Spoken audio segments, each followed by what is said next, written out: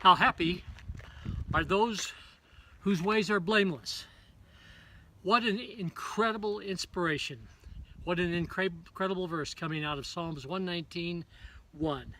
And it simply talks about living by the instructions that we were blessed with the promises that went with it. Now, I'd be the first one to admit that I broke those rules, but lived by them for a number of years, and then suddenly I began to drift away.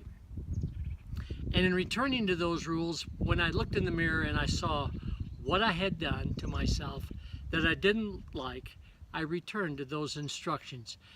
Now, I didn't do it the way Psalms 119:56 talks about. I hurried, I took my sweet time, but the results of it have been really quite profound.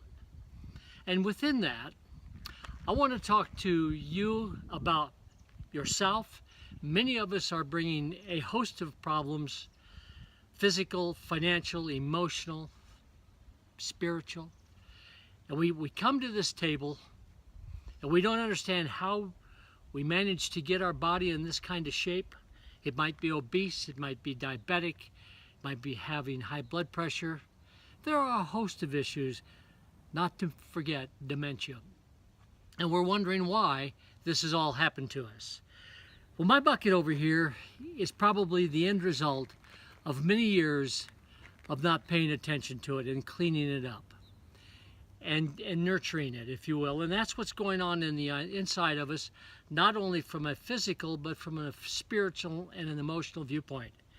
It's now a given bit of knowledge that we have two brains, one that lives in the gut and one that lives between our ears. And it's ironic now that it's found that not only is that true, but the mind controls the brain, not the brain controlling the mind. So those are the things that as I begin to tighten those screws on that bit of knowledge, that the freedom that's come to me because of being obedient to the physical laws that I know, the spiritual laws that I'm learning, and the ability to discern that information and put it into play in my life. It's been quite a turnaround for me in that 20 years ago, I wasn't in the physical shape that I am now. 20 years ago, to do what I'm doing, I would have never even suggested it to myself, let alone to someone else. But it is reachable moment by moment. And that's what we really want to talk about in life's moral compass, is to what does the compass look like, what direction does it point us to, and how to get on that road.